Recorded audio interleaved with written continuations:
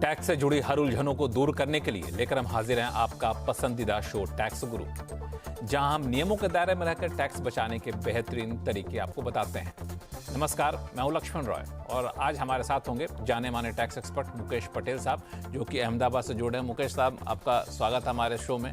मुकेश जी कई सारे खास रिसर्च करके लाए हैं टैक्स पेयर्स को किस तरह से राहत पहुंचाई जाए, और रिटर्न फाइल करने का समय चल रहा है तो उस पर भी काफ़ी कुछ चर्चा करेंगे मुकेश पटेल साहब से। तो दर्शकों को बता दूं कि अगले आधे घंटे तक जो आपको हम बताने वाले हैं वो ये कि आया इनकम टैक्स का नया कानून, अब टैक्स पेयर्स के लिए क्या बदले नियम, इनकम टैक्स नहीं देने वालों को भी क्या भरना होगा इनकम टैक्स रिटर्न, और अगर शेयर बाजार से हो रही है कमाई तो रिटर्न में उसे प्रोफेशनल इनकम माने या फिर बिजनेस इनकम, दोनों में कौन सा फायदेमंद है। इन सारे मुद्दों पर चर्चा करेंगे, लेकिन सबसे बड़ा मुद्दा वह है इनकम टैक्स कानून का। दरअसल 64 साल पुराना इनकम टैक्स कानून, जी हाँ, हम लोग अब तक जिस इनकम टैक्स कानून का पालन कर रहे थे वो करीब 1960 में हुआ था, 64 साल पुराना, और उस पुराने कानून को अब खत्म कर दिया गया है। उसकी जगह अब नया कानून आएगा और संसद में इससे जुड़े बिल को पास कर दिया गया है। अब ये जो नया कानून है ना, ये कई मायनों में अलग है। 800 पुराने सेक्शन थे जिसको अब सिर्फ 536 सेक्शन कर दिए गए। हालांकि सेक्शन यानी धाराएं कम होने का मतलब ये नहीं कि टैक्स की देनदारी आप पर कम हो जाएगी, लेकिन हाँ, टैक्स की पेचीदगियां जरूर कम हो जाएगी जो देनदारी से कम भारी नहीं होती है। तो सबसे पहले मुकेश पटेल साहब से समझते हैं। मुकेश जी, ये जो पेचीदगियाँ कम हुई है, बहुत सारे चेंजेस किए गए हैं, आप पहले ही बता रहे थे मुझसे।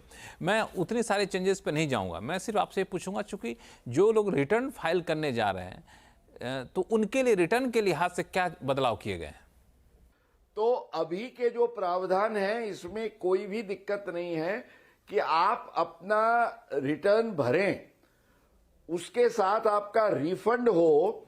अगर आप समय से रिटर्न भरते हैं तो रिफंड पर आपको जो इंटरेस्ट मिलना चाहिए वो मिलता है। अगर आप लेट रिटर्न फाइल करते हैं तो आपको इंटरेस्ट नहीं मिलता है। इतना एक प्रावधान है। अब नए नंबर 2 बिल में भी यही चालू रखा गया है।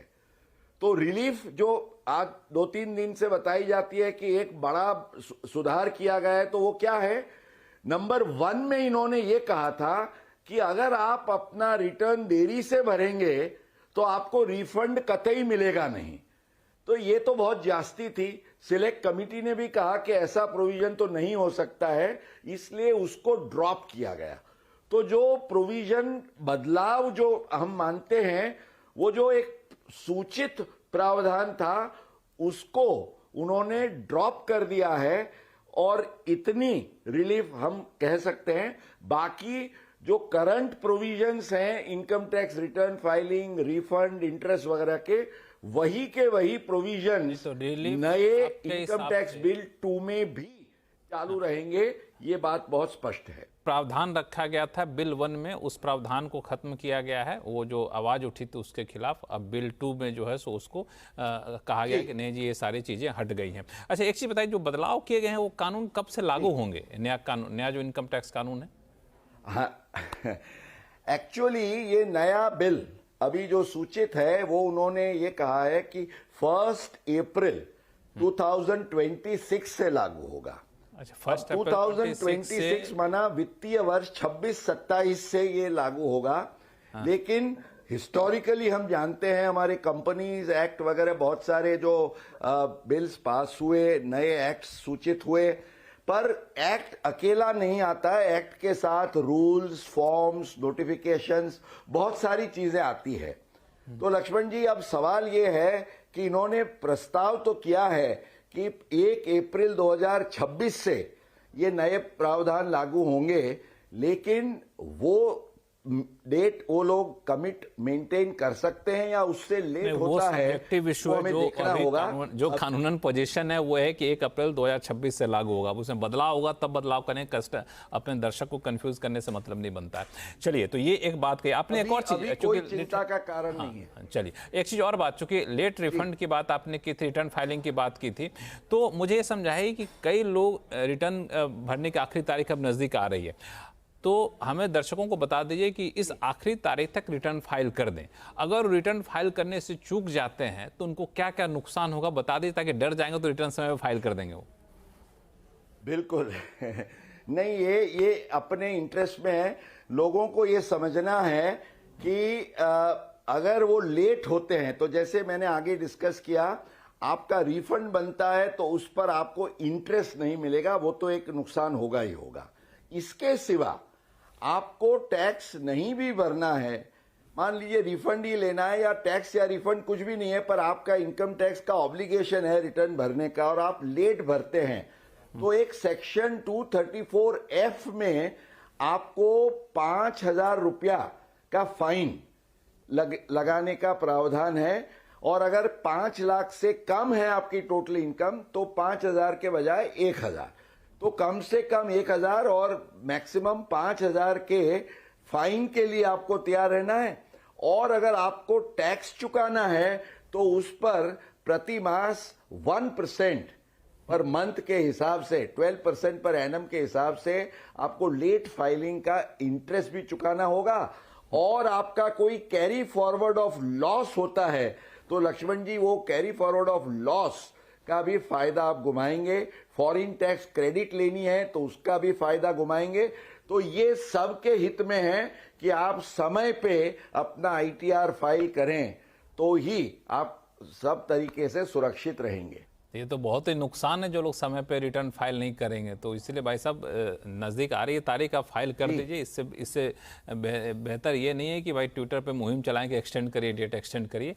फाइल कर दीजिए, अच्छा रहेगा। आखिरी समय का इंतजार ही मत करिए, क्योंकि वेबसाइट पर लोड बढ़ जाता है तो कई बार फाइलिंग करने में दिक्कत आती है। तब इस समय फाइल करिए, वरना ये सारे नुकसान जो मुकेश पटेल साहब बता रहे थे वो सब झेलना पड़ सकता है। एक चीज़ और आपके मन में ये अगर हो, दर्शकों से कहना चाहूँगा कि हम तो इनकम मेरी बहुत कम है, इनकम टैक्स की लिमिट में नहीं आते हैं, तो रिटर्न क्यों फाइल करना।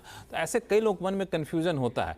लेकिन एक कन्फ्यूजन दूर करूंगा कि जिनकी आमदनी इनकम टैक्स के दायरे में नहीं आती है, क्या उनको भी रिटर्न फाइल करना जरूरी है क्या? ये चर्चा मैं करूंगा मुकेश पटेल साहब से आगे चलकर शो में। लेकिन फिलहाल कई सारे कॉलर हमारे साथ जुड़ चुके हैं। सबसे पहले चलते हैं गुरुग्राम, जहाँ से अशोक प्रकाश जी हमारे साथ जुड़ चुके हैं।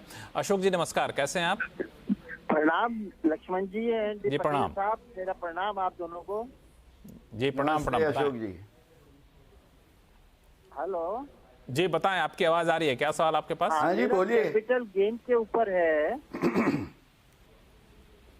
मैंने अपना घर रेजिडेंशियल हाउस बेचा है और मेरे 2 बच्चे, एक बेटा एक बेटी। अब दोनों को मैं एक फ्लैट लेके देना चाह रहा हूँ, पर बगैर बैंक लोन के मैं नहीं दे पाऊंगा। बैंक वाले कहते हैं कि आप 77 के हो चुके हैं, आपको हम लोन नहीं देंगे, सिर्फ बच्चों को लोन देंगे। तो जो बच्चे अब घर खरीदेंगे उसमें मेरा नाम नहीं होगा, सिर्फ बच्चों का नाम होगा बैंक की वजह से। तो ऐसे मैटर में कैपिटल गेन एग्जेम्पशन मिलेगा या नहीं मिलेगा? मुकेश जी। हाँ लक्ष्मण जी, ये बहुत ही इंटरेस्टिंग क्वेश्चन है और इनके जैसे प्रश्न बहुत सारे हमारे खास तौर से जो एजेड सीनियर सिटीजन्स होते हैं उनके लिए ये खड़ा होता है। अब इसमें 2 बातें आपको बता दें। सबसे पहले तो आपका जो कैपिटल गेन है वो 2 करोड़ रुपए के दायरे में है, इसलिए आपको जो हम कहते हैं कि 2 फ्लैट आप जो ले रहे हैं अपनी एक प्रॉपर्टी बेच के, तो वो आप जरूर कर सकते हैं, इसमें कोई दिक्कत नहीं है। अब आपको ख्याल ये रखना है कि आपका नाम आपको रखना है। सवाल यह है आप अपने बेटे या बेटी का भी रख सकते हैं या नहीं साथ में, क्योंकि लोन आप उनके नाम से ले रहे हैं। तो मेरी आपसे एडवाइस ये है कि आपका नाम निकाल मत दीजिए, आपका नाम रखिए, क्योंकि आप भी कुछ निवेश तो कर ही रहे हैं घर में। जो मान लीजिए जो भी आपका कैपिटल गेन का अमाउंट है या जो सेल कंसिडरेशन आया है वो तो आप लगाएंगे। फॉर द एडिशनल अमाउंट आप अपने बच्चों के नाम से लोन ले रहे हैं, तो take both the flats in the joint names, कि जहां आपका भी नाम रहे और आपके बच्चों का भी, दोनों में एक एक करके नाम रहे। पहले इसके बारे में झगड़े हुआ करते थे, जब इनकम टैक्स डिपार्टमेंट ये कहता था कि भाई टैक्स पेयर ने ये बेचा तो टैक्स पेयर के नाम से ही संपूर्ण निवेश होना चाहिए। लेकिन बहुत सारी हाई कोर्ट्स और ट्रिब्यूनल्स ने इसके बारे में एक broader view in favour of the tax payer लेते हुए ये कहा है कि भाई टैक्स पेयर का नाम के साथ अगर उसके कोई क्लोज रिलेटिव हो, उसकी वाइफ हो, सन हो, डॉटर हो, उसका नाम भी जॉइंट में रखते हैं आइदर फॉर लोन पर्पस और फॉर स्मूथ सक्सेशन वगैरह के हेतु से, तो उसमें कोई ऑब्जेक्शन नहीं हो सकता है और आपको सेक्शन 54 की रिलीफ भी मिलेगी। तो इसको ध्यान में रखते हुए आप अपना प्लानिंग करिए। लक्ष्मण जी, चलिए, तो कोई दिक्कत तो नहीं यहाँ पे? दिक्कत है, अशोक बैंक प्रकाश, मुझे लोन नहीं देगा। हेलो, नहीं ऐसा आप अपना नाम भी रखिए। यू सी बहुत सारे केस आपको बैंक को समझाना होगा क्योंकि आप भी निवेश कर रहे हैं। जॉइंट प्रॉपर्टी रखिए ना, आपका रखिए निवेश और आपके सन और डॉटर का भी रखिए। आपका इन्वेस्टमेंट तो हो ही जाता है, आपको इनकम टैक्स का फायदा मिलेगा और बैंक जो है वो लोन जरूर दे सकता है to the extent of the responsibility taken by your son and daughter. I think right out there should be no problem. ये तरीका है जिस तरीके के जरिए आप लोन ले सकते हैं। और चूंकि इनकम टैक्स से प्रावधानों का जिक्र यहाँ पे किया मुकेश पटेल साहब ने, कई सारे ऑर्डर भी हैं जिसका हवाला यहाँ पे दिया है। इस भी चलते हैं भुवनेश्वर, जहाँ से आशुतोष प्रधान जी का फोन कॉल आया हुआ है। आशुतोष जी नमस्कार। जी नमस्ते। नमस्ते, बताएं सर क्या उलझन है आपकी? सर मेरा ये सवाल है, मेरी माँ जो है वो 72 साल की एक रिटायर्ड गवर्नमेंट एम्प्लॉई है। अच्छा। उन्होंने रिटायरमेंट बेनिफिट से 40 केवीपी खरीदा था, किसान विकास पत्र 40 नंबर का, और उसका जो मतलब खरीदा था 2016 में। ठीक है। अभी 24-25 फाइनेंशियल ईयर में उसका इंटरेस्ट आया है 4,880 रुपया करके। ठीक है। तो ये जो इंटरेस्ट है 4,880 रुपया का, उसका मतलब उसमें हमको कोई एग्जेम्पशन या टैक्स रिबेट वगैरह कुछ मिल सकता है कि, क्योंकि 8 साल 7 महीने बाद ये जो आया है इंटरेस्ट, इसके लिए मेरा सवाल है। मुकेश जी। जी देखिए, आपके लिए सबसे पहले मुझे एक सवाल ये पूछना है। आपकी माताजी जो है in the earlier years, retirement के बाद ये पिछले सालों में उनका रिटर्न वो भरते रहे या रिटर्न नहीं भरते थे? सर रिटर्न भरते रहे हैं। उनका रिटर्न भरता था या नहीं भरता था? हाँ जी, रिटर्न भरता था। अच्छा, और उसमें आपने ये केवीपी का इंटरेस्ट दिखाया नहीं है? नहीं, हमें मालूम ही नहीं था, मतलब इसका कोई इंटरेस्ट आता है क्या आता है। अच्छा। क्योंकि वो परचेज किया था। तो फिर आपको ये ध्यान, एक्चुअली लक्ष्मण जी बहुत सारे लोगों को ये पता नहीं होता है और इनफैक्ट इनकम टैक्स डिपार्टमेंट भी ये कहता है कि भाई केवीपी के इंटरेस्ट में आप हर साल का जो एक्रूड इंटरेस्ट है वो दिखाते रहिए, क्योंकि हर साल आप थोड़ा थोड़ा इंटरेस्ट दिखाते रहेंगे, उस पर ज्यादा टैक्स नहीं आएगा। जब एक साथ आता है तो आपका टैक्स की लायबिलिटी बढ़ सकती है। अब दो चीजें हैं, केवीपी का इंटरेस्ट, उसमें कोई एग्जम्पशन नहीं है, रिबेट भी नहीं है, इट इज टैक्सेबल। या तो आप 8 साल के अंदर हर एक साल में एक्रूड इंटरेस्ट दिखाएं तो कोई सवाल नहीं है।